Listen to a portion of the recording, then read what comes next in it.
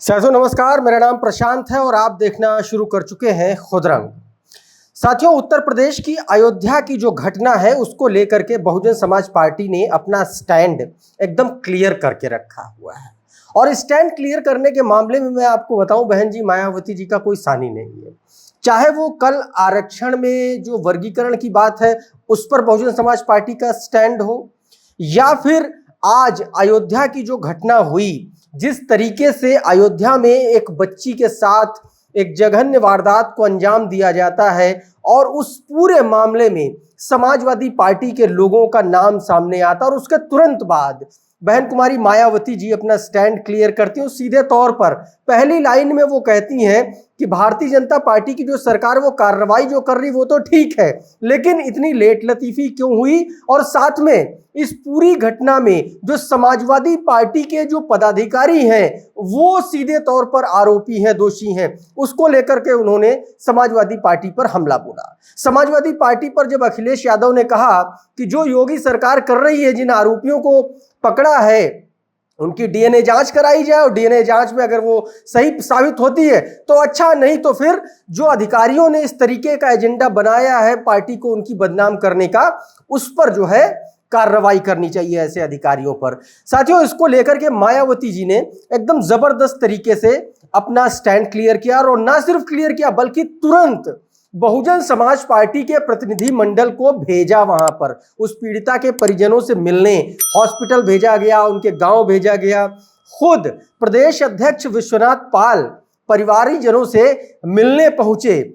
इतना ही नहीं दोस्तों, उसके लिए, उस पीड़िता के लिए जो निषाद समाज की वो 12-13 साल की बच्ची है, उसके लिए बहुजन समाज पार्टी के कार्यकर्ताओं ने, बहुजन समाज पार्टी के सिपाहियों ने बाकायदा लड़ाई लड़ी। यहां तक कि अगर बसपा के कार्यकर्ता, बसपा के सिपाही वो लड़ाई नहीं लड़ते तो शायद उस बच्ची को इंसाफ मिल पाता। इंसाफ तो दूर है दोस्तों, उसकी एफआईआर तक नहीं दर्ज हो पाती। मैं पूरा आपको डिटेल में बताऊंगा। सबसे पहले आपको कुछ तस्वीरें दिखाना चाह रहा हूं। देखिए किस तरीके से बहुजन समाज पार्टी के पदाधिकारी इसको लेकर के सक्रिय हैं। आप देखिएगा तो इस तरफ जो है ये जो तस्वीरें हैं, ये तस्वीरें, ये विश्वनाथ पाल की अध्यक्षता में जो प्रतिनिधिमंडल मिलने गया वो तस्वीरें हैं। ये बहन कुमारी मायावती जी का वो ट्वीट है, और ये विश्वनाथ पाल का एक बयान जो सीधे तौर पर मैं आपको थोड़ा सा और क्लियर कर देता हूं। तो ये तीन बड़े डेवलपमेंट है, मैं तीनों आपको बताने की कोशिश करूंगा, सुनाने की कोशिश करूंगा। सबसे पहले विश्वनाथ पाल की वो तस्वीरें मैं आपको दिखाना चाहता हूं जब वो वहां पर मिलने गए, पीड़िता के परिवारजनों से मिलने गए। ये देखिए, ये वो तस्वीरें हैं दोस्तों, ये वो तस्वीरें हैं। देखिए ये मुलाकात की जा रही हॉस्पिटल की तस्वीरें, और इसके अलावा ये विश्वनाथ पाल खड़े अपने प्रतिनिधिमंडल के साथ, ये तस्वीर। इसके बाद ये जब गांव पहुंचे हैं उस वक्त की ये तस्वीर है, और ये देखिए ये अस्पताल के बाहर की तस्वीर है। साथियों, मैं आपको बता दूं कि ये घटना 2 महीने पहले की है। क्या कुछ वहां पहुंचकर विश्वनाथ पाल ने कहा है और उसके बारे में बताऊंगा। फिर उसके बाद बहन कुमारी मायावती जी ने क्या कुछ कहा, किस तरीके से लाइन क्लियर की। पहले ये बयान सुनिए विश्वनाथ पाल जी का। ये हमारी बात पहुंचेगी, ये जो विश्वनाथ पाल कह रहे हैं सुन लीजिए। बहुजन समाज पार्टी के राष्ट्रीय अध्यक्ष, उनके निर्देश पर आज ही मैं जो है मदरसा अभी पीड़ित परिवार के घर गया था। उनकी मां घर पे थी, उनसे मिल करके मैं आया हूँ। और बहुजन समाज पार्टी पूरी तरह पीड़िता के साथ है और निश्चित है कि पीड़ित परिवार को न्याय मिलेगा। फिर मैं वहाँ से निकल करके अभी जिला अस्पताल, महिला हॉस्पिटल पहुँचा हूँ। वहाँ भी पीड़िता से मैं मिला हूँ और उसका जो इलाज चल रहा है उसकी मैंने पूरी जानकारी की है। वहाँ के जो अधीक्षक हैं महिला डिपार्टमेंट के, उनसे मिल करके मैंने उसके इलाज के लिए पूरा कोशिश किया कि अच्छे से अच्छा इलाज हो, जल्दी स्वस्थ हो। और जहाँ तक आपका ये सवाल है कि पीड़िता इतने देर से न्याय क्यों मिली, ये प्रश्न चिन्ह है सरकार के ऊपर, क्योंकि वो गरीब परिवार है। वो लगातार पहले से न्याय की मांग कर रहे थे, लेकिन लगभग 1.5-2 महीना हो गया उन लोगों की बात नहीं सुनी गई। इधर जब हमने देखा कि हमारे, क्योंकि निषाद समाज की बेटी है, पिछड़े समाज की बेटी है, हमारे जिला महासचिव गुरुप्रसाद निषाद जी, जिला अध्यक्ष और तमाम हमारे साथियों ने और निषाद समाज के भी तमाम कार्यकर्ताओं ने जब इस बात की जानकारी हुई, जब लोगों ने वहाँ घेर घेरना शुरू किया, चौकी पर गए, थाने पर गए, दबाव बनाना शुरू किया, तब जाकर के एफआईआर दर्ज हुआ। तब सरकार की भी कान पर जुड़ेगा कि जो उन्होंने संज्ञान में लिया। चलिए, इसके लिए मैं धन्यवाद देता हूं कि देर से ही सही उन्होंने संज्ञान में लिया। लेकिन जो समाजवादी पार्टी है, जो पीडीए का नारा देती है, जबकि एक पिछड़े समाज की, निषाद समाज की बेटी है जिसकी उम्र मात्र 12-13 वर्ष है और एक गरीब परिवार की बेटी है, तो क्या गरीब समाज के पीडीए के लोगों को न्याय नहीं मिलेगा? गरीब समाज की पीडीए की बेटी को न्याय नहीं मिलेगा? ये समाजवादी के लोग जो पीडीए की बात करते हैं, आज उनको अपना पदाधिकारी दिखाई पड़ रहा है। जो लड़की के साथ इतनी बड़ी हैवानियत किया, इतना गलत कृत्य किया, आज वो भदरसा का नगर पंचायत का उनका अध्यक्ष है और समाजवादी के लोग अभी तक उसको पद से नहीं हटाए, पार्टीज ने निष्कासित किए। ये कैसा पीडीए का इनका दिखावापन है, ये पूरा जगजाहिर है। और अभी हमने देखा कि शायद समाजवादी के कुछ नेता लोग अभी प्रेस कॉन्फ्रेंस किए हैं और कह रहे हैं कि पीड़िता का और जो मुलजिम है उसकी डीएनए जांच होनी चाहिए। मैं समाजवादी के लोगों से एक क्वेश्चन करना चाहता हूँ, उनकी सरकार में भी तमाम इस तरीके से घृणित कार्य हुए थे, क्या उन्होंने किसी का डीएनए जांच कराया था?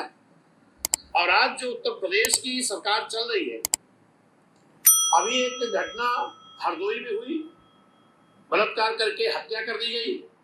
अभी कुछ दिन पहले बनारस में घटना हुई थी, अभी जौनपुर में घटना हुई, लखनऊ गोमती नगर में घटना हुई, अयोध्या में घटना हुई। इसको सरकार को भी, जो बेटी पढ़ाओ बेटी बचाओ की बात करते हैं, इसमें गंभीरता से संज्ञान में लेना चाहिए। सरकार को भी, और जो विपक्ष की पार्टी है समाजवादी, ये लोग जिस तरीके से डीएनए की जांच की बात कर रहे हैं, निश्चित है हमें तो इन लोगों की मंशा साफ नहीं लगती है। पीडीए कहने के लिए है, लेकिन एक पिछड़े समाज की, निषाद समाज की बेटी के साथ जो अयोध्या में घृणित कार्य हुआ है, इसमें समाजवादी के लोग, जो हमारी पीड़िता है, उसके साथ नहीं खड़े दिखाई पड़ते हैं, जबकि जो मुलजिम है उनके साथ खड़े दिखाई पड़ रहे हैं।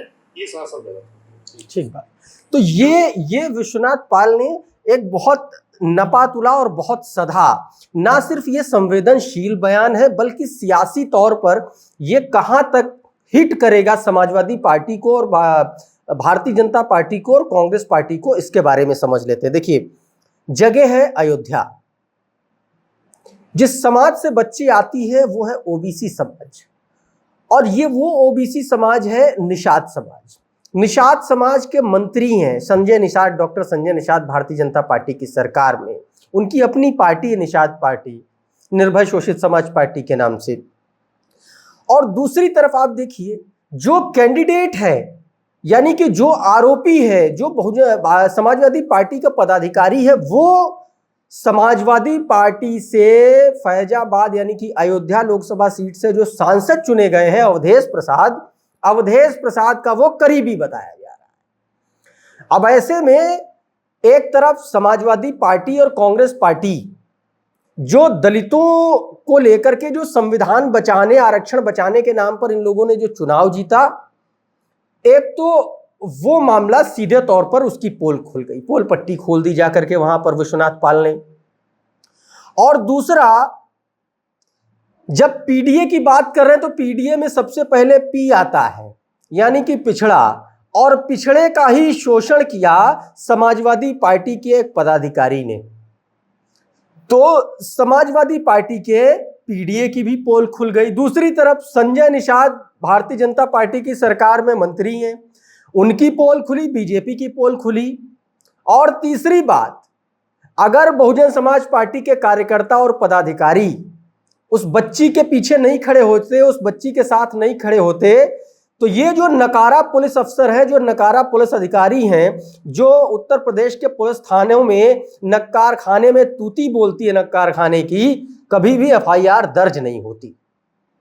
तो आप ये समझिए कि अब भारतीय जनता पार्टी अब लड्डू लूट रही है, अब अपना श्रेय ले रही है, लेकिन बहुजन समाज पार्टी उस वक्त खड़ी थी, उस वक्त बहुजन समाज पार्टी के कार्यकर्ता उस बच्ची के साथ खड़े थे जब कोई नहीं खड़ा था, जब थाने वाले एफआईआर दर्ज नहीं कर रहे थे। तब बहुजन समाज पार्टी के जिला महामंत्री, प्रदेश अध्यक्ष, जिला अध्यक्ष, ये लोग सब साथ में खड़े हुए थे दोस्तों।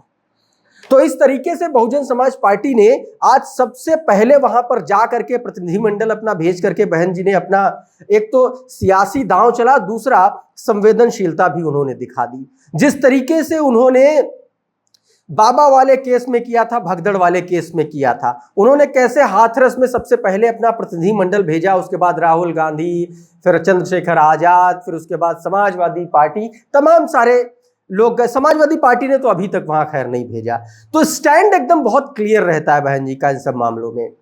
तो कुल मिलाकर के दोस्तों, अयोध्या मामले पर एक बार फिर से बहुजन समाज पार्टी ने भारतीय जनता पार्टी को और समाजवादी पार्टी को बैकफुट पर ला दिया है। दोस्तों आज के इस वीडियो में फिलहाल इतना ही। ये वीडियो आपको कैसा लगा हमें कमेंट करके जरूर बताइए। अगर अच्छा लगा तो इस वीडियो को लाइक कर दीजिए, इस वीडियो को शेयर कर दीजिए। चैनल पर पहली बार आए हैं तो हमारे चैनल को सब्सक्राइब जरूर कर लीजिए। हमारे इस चैनल का नाम खुदरंग है।